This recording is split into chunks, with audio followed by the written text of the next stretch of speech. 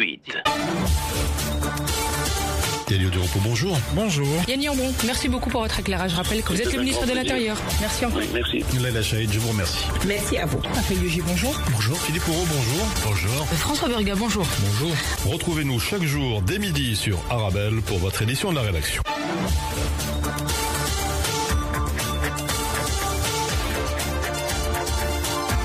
L'édition de la rédaction. Et c'est donc l'heure de votre édition de la rédaction en compagnie de notre partenaire du jour, le CRISP. Jean Faniel, son directeur, est avec nous ce midi. Jean, bonjour. Bonjour. Alors vous êtes là aujourd'hui pour un petit tour d'horizon de l'actualité politique du moment, très chargé, et disons pour décortiquer ce qui fait la une dans le domaine en particulier à Bruxelles. Alors commençons par évoquer une sortie médiatique qui a fait pas mal réagir, celle de l'ancien bourgmestre de la ville de Bruxelles, Yvan Mayer, qui a dû démissionner, on le sait, suite au scandale du SAMU social. Alors vous avez probablement lu, vu et entendu Yvan Mayer sur plusieurs plateaux.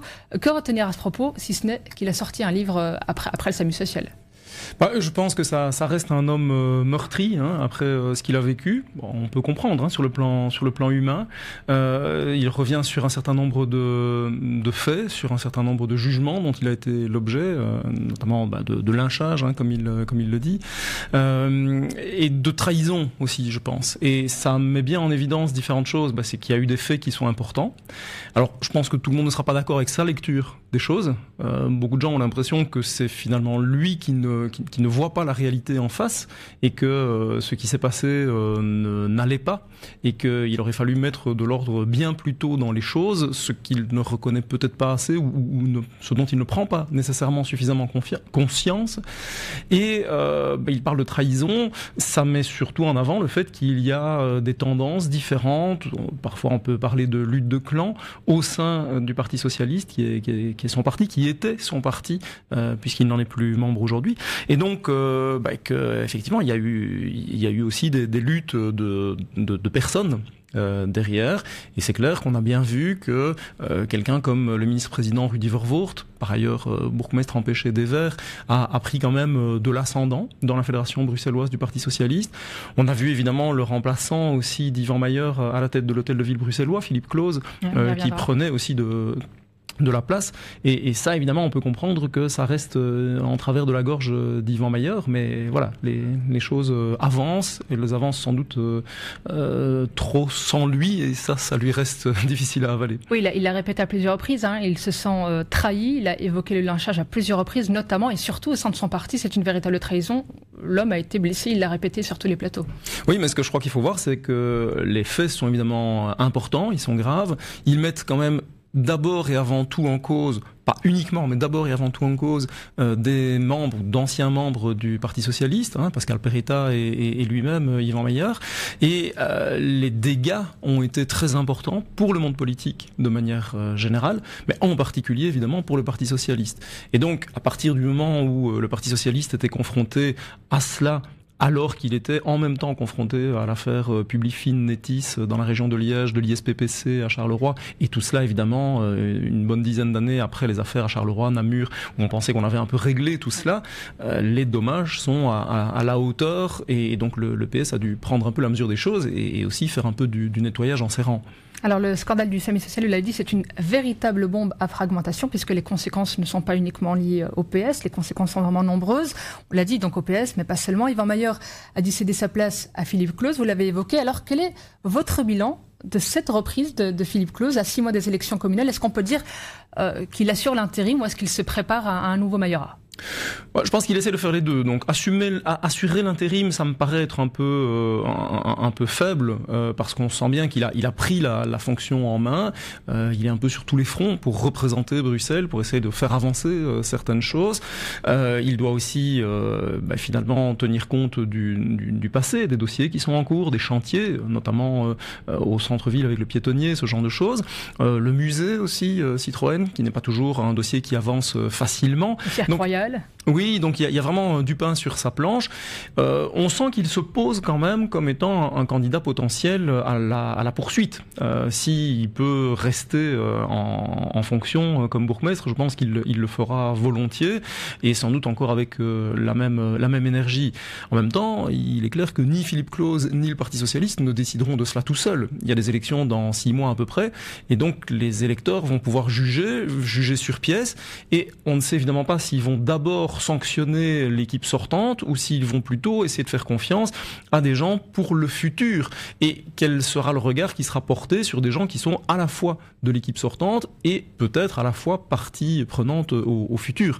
Donc là, je crois que l'électeur a quand même son mot à dire et ça va compter. Justement, l'électeur a son mot à dire. Est-ce que Philippe Claus a réussi en un temps record à polir, adoucir l'image du PS, celle qui a eu de l'ère Yvan Maillard?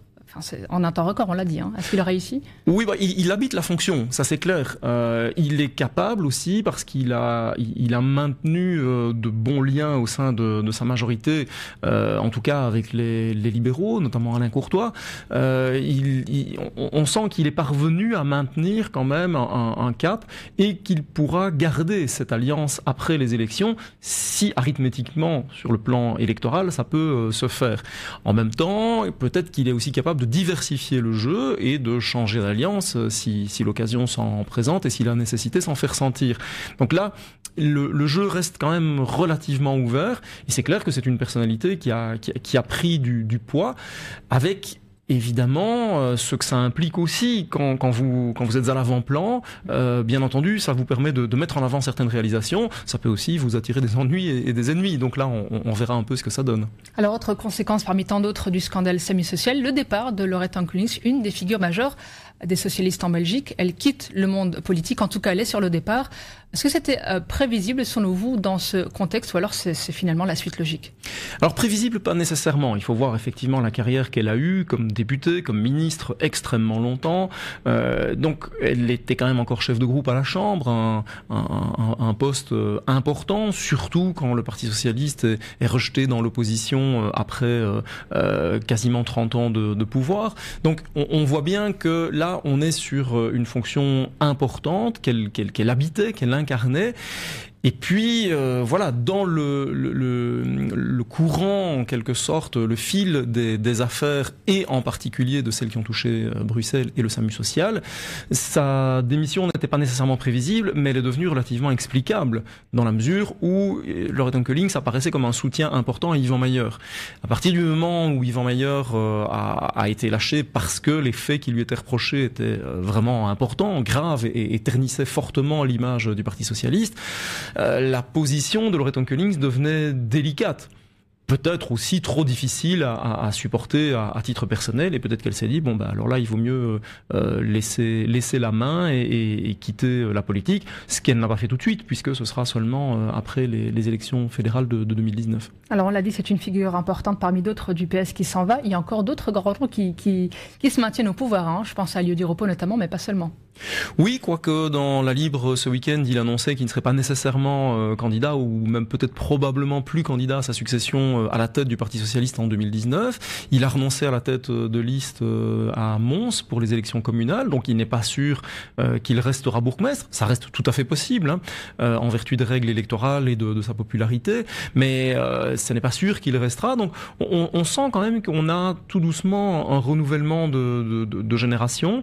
On a aussi dans la suite des affaires et des questions d'éthique politique, de gouvernance comme on les appelle, on a eu aussi des réflexions sur le décumul entre différentes fonctions.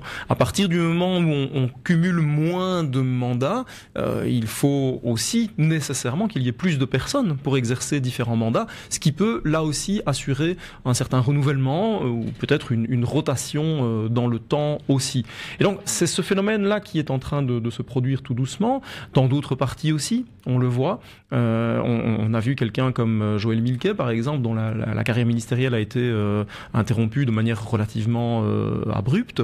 Qui a laissé le CDH orphelin. Voilà, d'une certaine manière, et à Bruxelles tout particulièrement, et dont on ne sait pas encore très bien quel va être son avenir. Donc on sent qu'il y a quand même là une génération de personnes qui ont une cinquantaine d'années, voire un peu plus, qui ont été quand même significativement secouées par les affaires, pas nécessairement à titre personnel, mais qui sont un peu emportés en raison des changements dans ce que l'on voudrait faire, dans les changements de majorité politique aussi qui se sont produits, etc.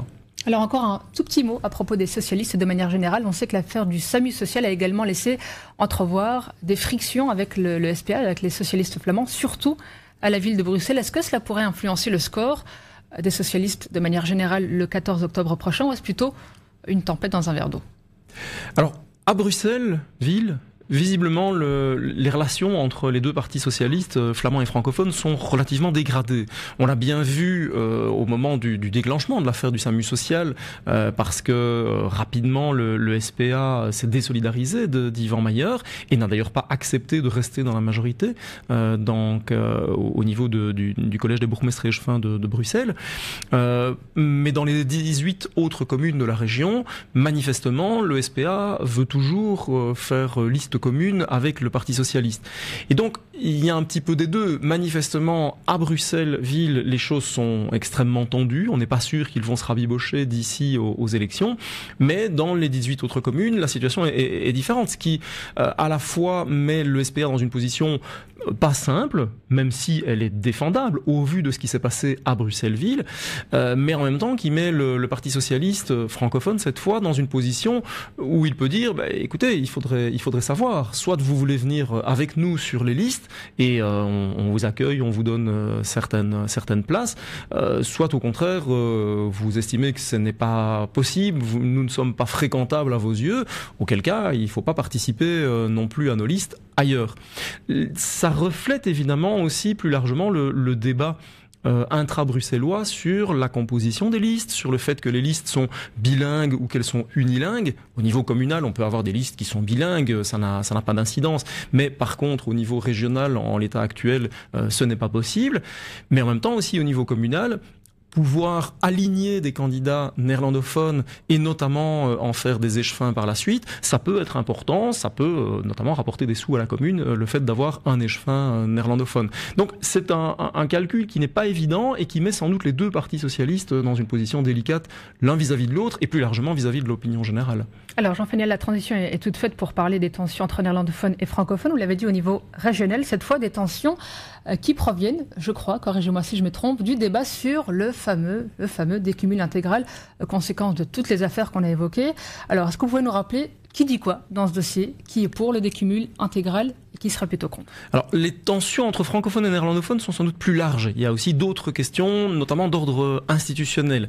Mais en ce qui concerne le décumul, ce que l'on voit, c'est effectivement des positions relativement tranchées. Donc, il y a des textes qui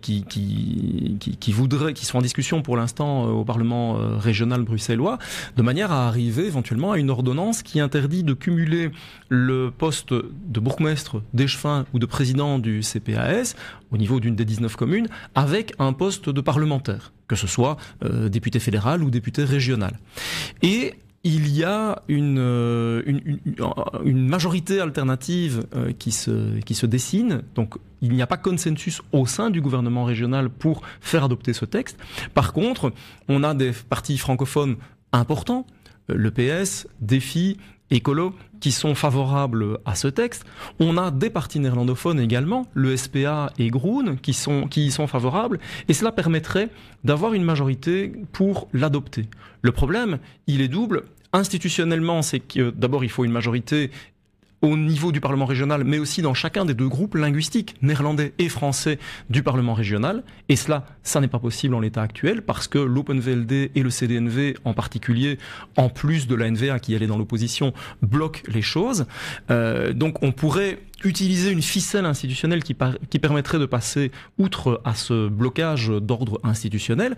Mais là, on est confronté à un deuxième problème qui est le problème d'ordre politique. C'est-à-dire que, je viens de le dire, l'Open VLD, le CD&V qui sont dans la majorité ne veulent absolument pas de ce décumul. Et Guy Van Engel, qui est quand même le numéro 2 du gouvernement bruxellois, a bien laissé entendre aux francophones qu'il jouait avec le feu s'il voulait passer en force. Et donc, il en fait d'une certaine manière une question de gouvernement. Et autant dire que 6 mois avant les élections communales, 1 an avant les élections fédérales, communautaires et régionales, ça ferait quand même un peu mauvais genre de faire voler en éclats la majorité. Et donc le débat est un peu bloqué en la matière.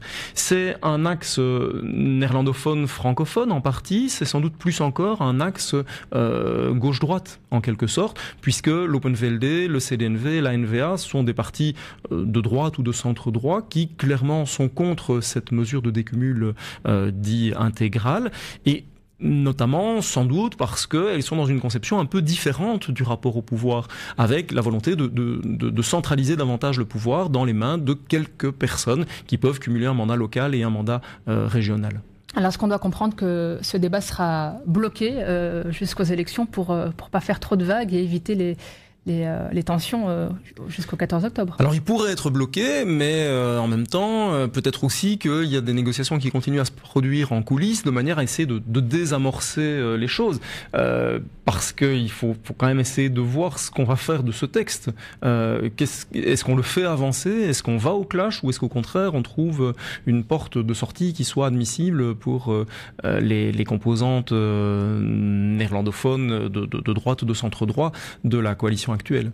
Alors un mot à présent, brièvement, à propos des principales réformes envisagées au sein des institutions bruxelloises. Par exemple, le projet Rudy Verwoerd qui veut diminuer le nombre d'élus communaux. Qu'en est-il concrètement? Oui, donc Rudy Verwoerd, le ministre-président, et qui en même temps est bourgmestre des Verts, bourgmestre empêché. Et a fait une proposition en 2016 visant à réformer les institutions bruxelloises. Notamment, il veut supprimer la commission communautaire commune et l'intégrer à la région de Bruxelles-Capitale. Mais aussi, il voulait plafonner le nombre de mandataires locaux et modifier un petit peu leur statut. Et en la matière, il n'a été écouté qu'à moitié, en quelque sorte, puisque le nombre d'échevins a été limité. Par contre, le nombre de conseillers communaux ne l'a pas été, c'est-à-dire que, en fonction de l'évolution démographique des communes, on a recalculé, comme on le faisait habituellement à la veille de ces élections, le nombre de conseillers communaux qui vont être à élire. Donc là-dessus, on peut pas vraiment dire qu'il ait été complètement suivi. Pour le reste, se lancer dans une réforme institutionnelle, il y a eu d'autres propositions, du SPA, de Zaka Katabi, d'Ecolo, se lancer dans une nouvelle réforme institutionnelle est un sujet qui est en discussion. Je ne suis pas certain que ça verra le jour parce qu'il faut d'abord un accord intra-bruxellois et puis ensuite il faut aller présenter en quelque sorte aux Flamands de Flandre et aux Wallons le projet et leur dire dites si vous voulez bien maintenant il faudrait nous soutenir parce que ça va nécessiter de revoir la loi spéciale de 1989 qui règle la manière dont les institutions bruxelloises fonctionnent et cela ça doit se faire au niveau fédéral. Donc on ne peut pas dire qu'on soit vraiment embarqué dans une réforme institutionnelle, mais peut-être qu'elle adviendra. Donc si on le dit autrement, on veut décomplexifier un échiquier politique déjà très complexe à Bruxelles via le fédéral, donc c'est une vraie...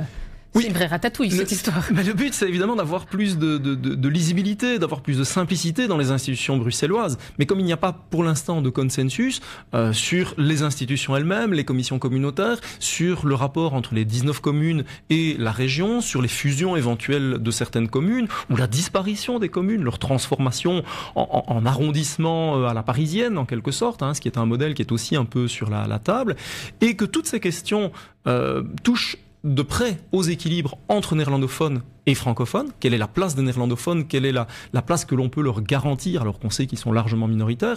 Tout cela fait que le débat institutionnel est extrêmement complexe et je pense que de l'extérieur de Bruxelles, on se dit laissons d'abord les Bruxellois se mettre d'accord s'ils y arrivent, et s'ils y arrivent, il sera encore temps de voir si on appuie ce projet pour arriver à une modification qui nécessairement devra passer par le niveau fédéral. Alors, évoquons une autre proposition de réforme, celle de la coprésidente d'Ecolo, vous l'avez rapidement évoqué, Zaki Katabi, qui propose, quant à elle, d'ouvrir une nouvelle page pour Bruxelles. Alors, corrigez-moi si je me trompe, j'ai l'impression qu'Ecolo ne veut plus de Bruxelles à 19 communes, mais plutôt de Bruxelles divisée en 2 groupes linguistiques, c'est bien cela? Non, justement, donc plus nécessairement avoir 19 communes, on peut imaginer des fusions, mais surtout ne plus être divisé à l'intérieur de Bruxelles sur la base des deux groupes linguistiques, justement, mais n'avoir qu'un seul parlement régional où il n'y aurait plus vraiment des francophones et des néerlandophones. Mais évidemment là, ça fait tiquer les néerlandophones, puisque le système actuel, avec des listes néerlandophones ou francophones, et pas bilingues, leur permet d'avoir une représentation garantie en l'état actuel des choses. Et cela, c'est quelque chose que Ecolo veut abolir. Mais même là, contrairement à ce que Zakia Khattabi avait laissé entendre initialement, même là, pour y arriver, il faut modifier certaines choses. Et donc, on reste dans le schéma d'une réforme institutionnelle.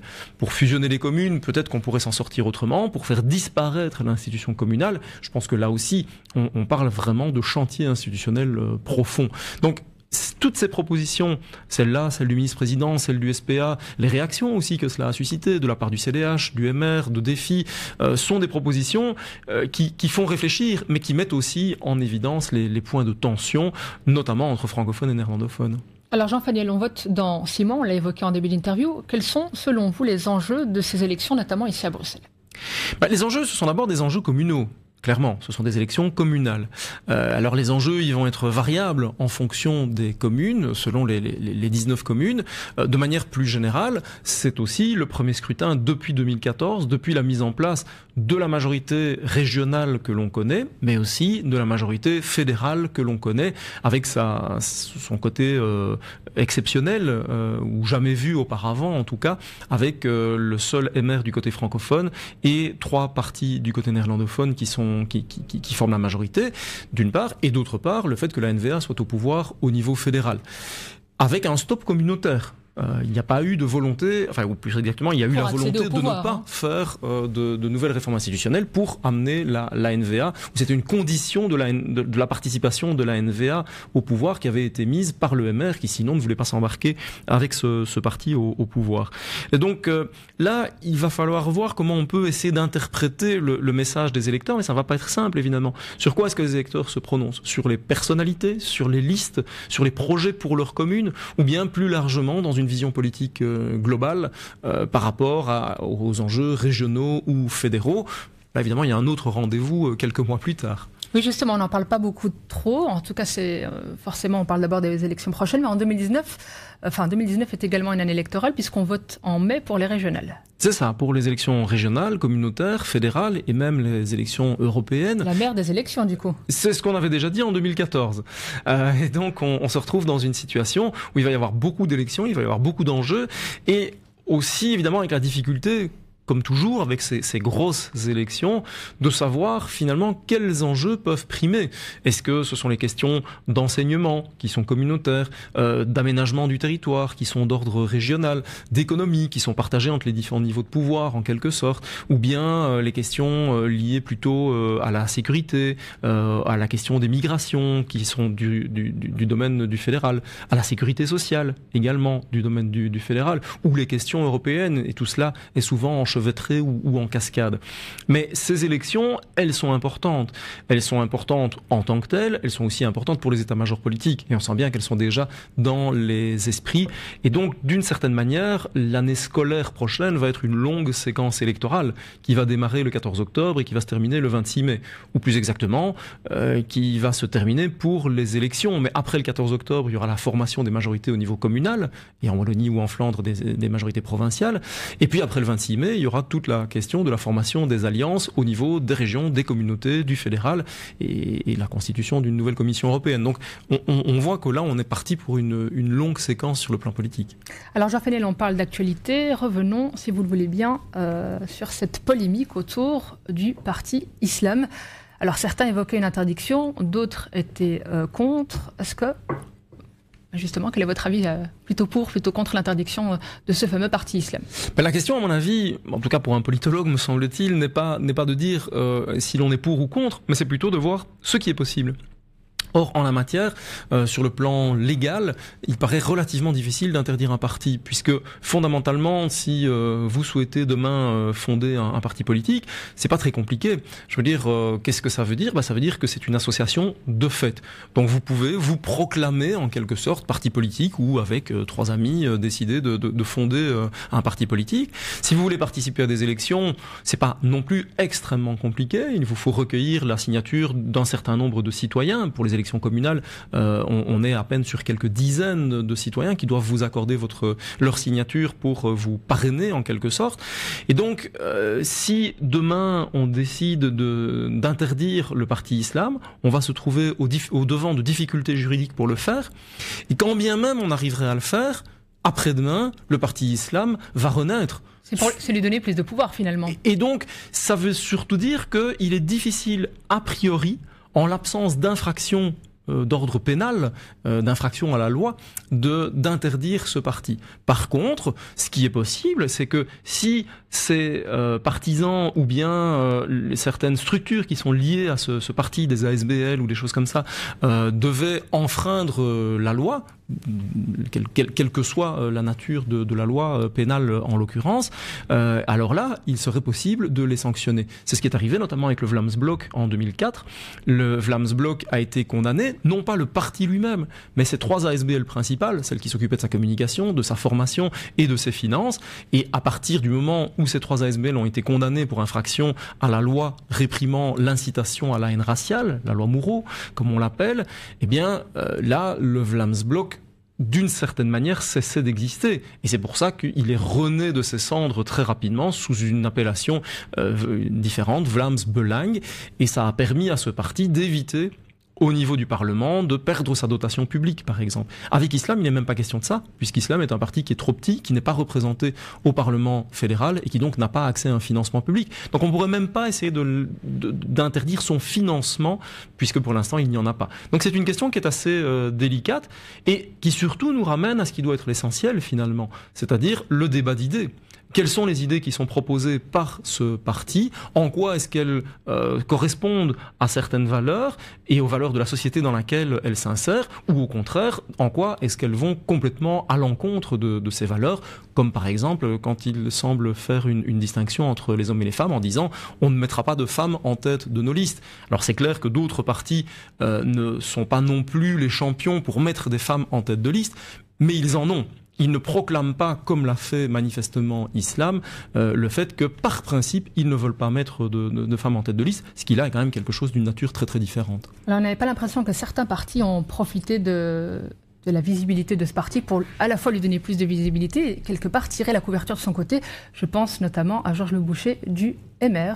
Il faut bien se rendre compte que cette polémique, elle est née pendant les vacances de Pâques. Et clairement, les vacances, que ce soit Pâques, Noël ou d'autres, c'est souvent l'occasion pour des polémiques de naître et de disparaître à peu près aussi vite.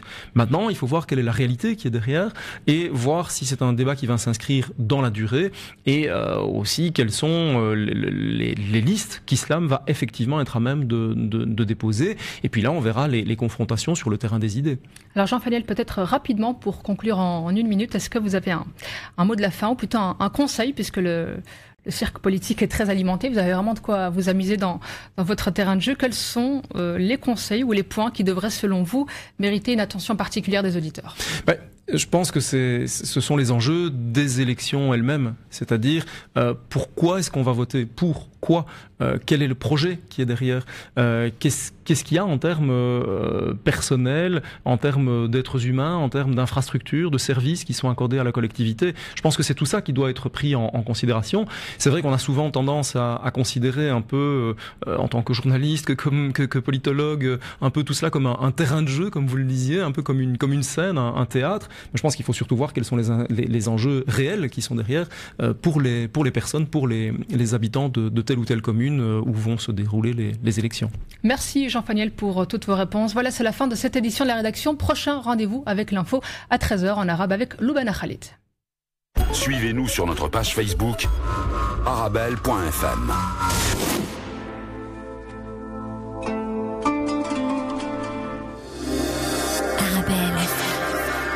C'est Cet été avec Air Arabia Maroc, envolez-vous au départ de Bruxelles vers Casablanca, Tanger, Nador et Fès à des tarifs incroyables à partir de 45 € TTC l'aller simple. Réservez entre le 16 et le 30 avril 2018 et voyagez jusqu'au 31 mars 2019. Qu'attendez-vous? Réservez vite sur www.airarabia.com en appelant le 0902 33 920 ou en contactant l'une de nos agences de voyage agréées.